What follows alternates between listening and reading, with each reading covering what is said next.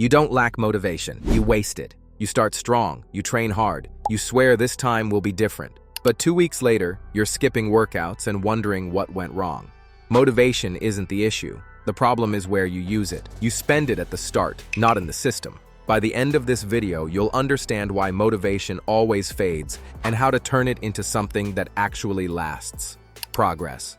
Chapter 1. You confuse effort with progress. You show up, you sweat, you push hard, but nothing changes. And that's the trap most people fall into. They think effort equals progress. But your body doesn't reward effort. It rewards adaptation. Every workout is just a message to your body. And if that message sounds the same every time, your body stops listening. You do the same push-ups, the same weight, the same reps, and expect new results. That's like shouting the same word louder and louder, hoping your body suddenly understands. It won't. Progress doesn't come only from more work. It comes from better work. You can train 6 days a week and stay the same, or train 3 days with purpose and finally grow. And the truth is, most people don't track anything.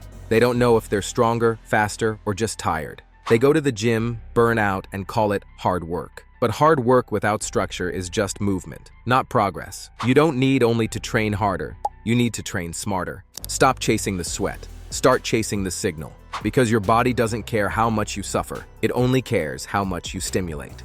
Chapter 2. The missing formula. Here's the part no one tells you. Results don't come from random effort. They come from a system. And every system that works is built on just 3 things: structure, consistency, and overload.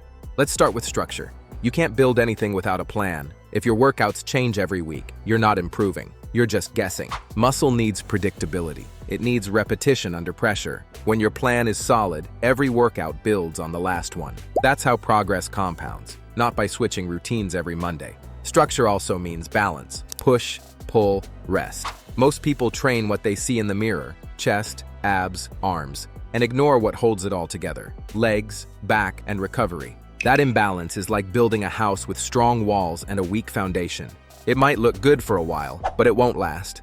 Now, consistency. This one is simple and brutal. If you can't show up regularly, nothing else matters. The best program in the world is useless if you quit after 2 weeks. Your body doesn't respond to intensity. It responds to frequency. It doesn't care how hard you trained once. It cares how often you show up. And that brings us to overload, the real trigger for growth. Your body adapts to survive, not to impress you. If you lift the same weight, do the same reps, or hold the same plank for the same time, your body learns to maintain, not improve. So you have to give it a reason to change. Add 1 representative, add 1 second, slow the movement, do something that forces adaptation. That's overload. The reason most people fail isn't because they're lazy.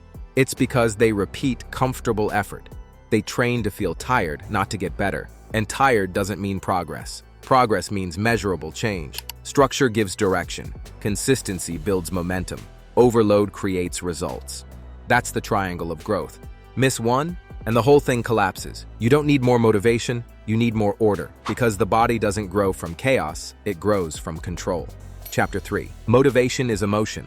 Discipline is strategy. Motivation feels powerful, but it's unstable. It's a spark. It gets you started, but it doesn't keep you moving. That's why most people only train when they feel inspired and stop when it fades. Because motivation is emotion, and emotion changes every day. One good day and you're unstoppable.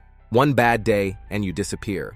That's not a lack of potential. That's a lack of structure. Discipline isn't about feeling ready. It's about showing up when you're not. You don't need motivation to train. You need direction. Motivation gets you in the gym. Discipline builds the body once you're there. It's the quiet repetition that happens after the hype fades. And here's the truth. The most successful athletes don't rely on motivation at all. They rely on systems. They don't wake up thinking, "Do I feel like training today?" They wake up and do it because that's who they are. Discipline turns effort into identity. Motivation says, "I want to." Discipline says, "I will." Motivation burns bright and dies fast. Discipline burns slow and lasts forever. But don't get it twisted. Discipline isn't about grinding 24/7. It's about alignment, doing what matters, even when it's not exciting. It's the reason you train on a cold morning, eat right when no one's watching, and rest when your ego wants to keep pushing. Because you understand this simple rule. Discipline protects progress when motivation fails. Every time you show up without feeling like it, you build something stronger than muscle. You build trust with yourself. And once you trust yourself to follow through, motivation becomes optional. So stop chasing motivation. It's not missing. It's just not meant to last. What lasts is the system, the schedule, the structure. That's what separates the dreamers from the disciplined. And when you start acting disciplined, motivation stops being the reason and becomes the result. Chapter 4. The fix. Simplify and commit. Most people don't fail because they're weak. They fail because they overcomplicate everything. Too many exercises, too many diets, too many opinions, and zero direction. They're chasing perfection instead of progress. And that's why they never get anywhere. You don't need a new plan. You need a simple one and the discipline to repeat it, because your body doesn't need variety. It needs consistency under stress. You don't grow from trying everything. You grow from mastering a few things and doing them with intent. So here's the fix. Simplify, track, commit. Simplify. Cut the noise. Pick 3 to 4 core movements that matter and do them well. Stop adding new stuff every week. More variety just means less mastery. Track, because what gets measured gets improved. If you don't know your last rep count, your next one won't mean anything. Every workout should tell you a story. Are you moving forward or standing still? That's how you create real feedback. And finally, commit. Not for a week, not until it gets boring. Commit for 6 weeks straight, because boredom is where results begin. Anyone can stay consistent when it's fun.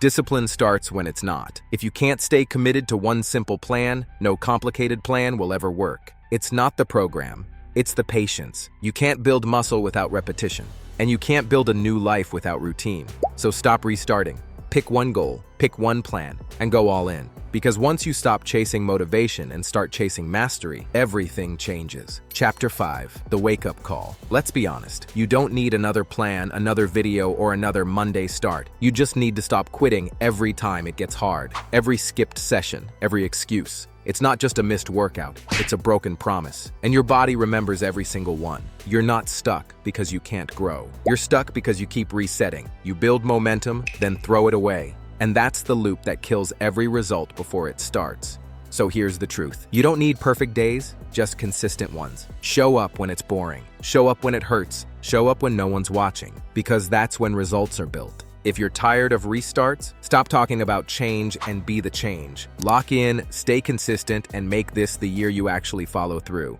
And if you're ready to move different, hit subscribe and let's build something real.